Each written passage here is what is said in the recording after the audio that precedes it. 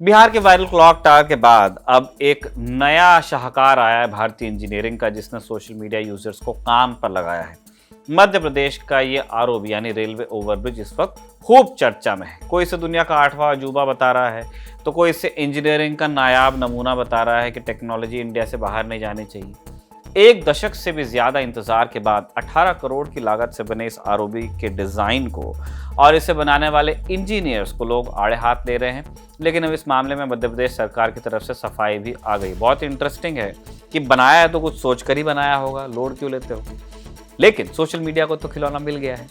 क्या है इस आरओबी की पूरी कहानी जानेंगे इस वीडियो में। नमस्ते, मैं हूं निखिल और आप खबर गांव देख रहे हैं। दिल्ली से चेन्नई के बीच जो ट्रंक रूट है वो गुजरती है बीच भोपाल शहर से। इसके इर्द और गिर्द यानी अगल बगल बसे भोपाल को जोड़ने के लिए ऐशबाग इलाके में एक रोड ओवर ब्रिज यानी आरओबी बना। और क्या कमाल बना, 90 डिग्री से कुछ ही कम का कोण है इसमें अप्रोच में, और जो मेन स्पैन है उसमें। सोचिए कोई तेज रफ्तार में इसमें चला आए गलती से भी तो क्या होगा। आप पूछ सकते हैं कि भैया आप कौन से एक्सपर्ट हैं। तो सीन ये है कि जैसे ढाबे का खाना ठीक है या नहीं है ये बताने के लिए बावर्ची होना जरूरी नहीं है, वैसे ही ऐशबाग के इस पुल के डिजाइन को घटिया या असुरक्षित बताने के लिए सिविल इंजीनियरिंग करना जरूरी नहीं है मिनट से। जनता मजे लेने लगी, इसीलिए उस लोक निर्माण विभाग माने पीडब्ल्यूडी के इंजीनियर्स के भी मजे लिए गए जिन्होंने इसे बनवाया। मैंने मतलब बनवाया तो ठेकेदार ने, लेकिन मंजूरी तो सरकार के इंजीनियर्स ने ही दी थी ना। वैसे चूंकि ये पुल तीन रेलवे लाइंस पर से गुजरता है, रेलवे पोर्शन का डिजाइन इंडियन रेलवेज के अधिकारी इन्होंने अप्रूव किया। अब ये जो नायाब डिजाइन का पुल तैयार हुआ है उसको लेकर रेलवे के अधिकारियों ने क्या कुछ कहा था, आपत्ति ली थी या नहीं ली थी, ये हमें नहीं पता। हमें बस आपको इतना बताना था कि कौन कौन सी पार्टीज इस मुजस्समे को बनाने में, है ना, शाहकार को बनाने में शामिल थी। दैनिक भास्कर ने अपनी रिपोर्ट में लिखा है कि करीब 10 सालों के इंतजार के बाद मई 2022 में इस आरओबी का काम शुरू हुआ था। 18 महीनों में इसे पूरा करना था। 648 मीटर लंबे और 8 मीटर चौड़े इस आरओबी को तैयार करने में 18 करोड़ रुपए की लागत बताई गई। इससे महमाई का बाग, पुष्पानगर और रेलवे स्टेशन इलाके जैसे भीड़भाड़ वाले इलाके को न्यू भोपाल से जोड़ने के लिए बनाया गया। इंडियन एक्सप्रेस ने रिपोर्ट किया है कि इससे एक ऐसे प्रोजेक्ट के रूप में तैयार किया गया था कि लोग रेलवे क्रॉसिंग पर लंबे समय तक न रुकें और वहां लंबा चक्कर उन्हें लगाकर जाना ना पड़े, जो पिछले कई सालों से वो झेल रहे थे। सरकार का अनुमान है कि यह पुल रोजाना करीब 3 लाख लोगों को फायदा देगा। अब मकसद तो सुनने में नेक था, लेकिन इस आरओबी का जैसा शार्प टर्न है उसने सबको चिंता दे दी है उद्घाटन से पहले। एक्स पर एक यूजर ने आरओबी की फोटो शेयर करते हुए लिखा कि 70 साल में पहली बार हुआ ऐसा काम, चाइना ने माथा फोड़ा, अमेरिका इंग्लैंड को चक्कर आ गया ये देख के। सूरमा भोपाली ने भोपाल में ऐसा 90 डिग्री वाला ब्रिज बना के दुनिया को किया अचंभित, कार स्पीड में हो तो ब्रिज के नीचे जा गिरेगी। एक दूसरे यूजर ने लिखा कि आधुनिक वास्तुकला का उत्कृष्ट नमूना, ये तकनीक भारत से लीक नहीं होनी चाहिए, अमेरिका वाले आइडिया चुराते हैं। एक ने लिखा कि 90 डिग्री मोड़ वाला पुल इंजीनियरिंग का अब तक का सबसे जबरदस्त चमत्कार माना जा सकता है। ये बिहार वाले काम भोपाल में कैसे होने लग गए यार, क्लॉक टावर वाला रेफरेंस है।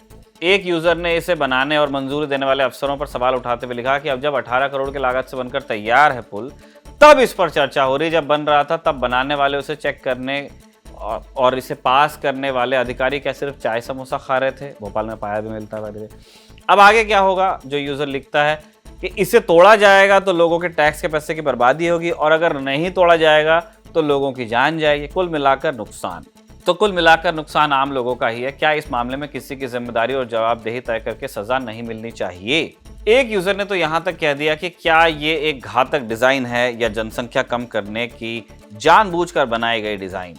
बहरहाल भले ही यूजर्स ने मजे लिए हों या मजाकिया अंदाज में सवाल उठाए हों, लेकिन उनकी चिंता बस ये है कि जनता के पैसों से जनता की सहूलियत के लिए बनाई आरओबी जनता की ही जान का दुश्मन ना बन जाए।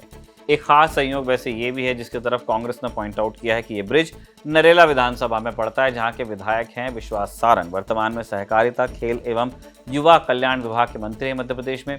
साथ ही में मंत्री जी गोंदिया के मनोहर भाई institute of engineering and technology college से सिविल इंजीनियरिंग में ग्रेजुएट भी हैं, यानी जो लोकल नेता हैं इलाके के वो इंजीनियर ही हैं और सिविल इंजीनियर ही हैं।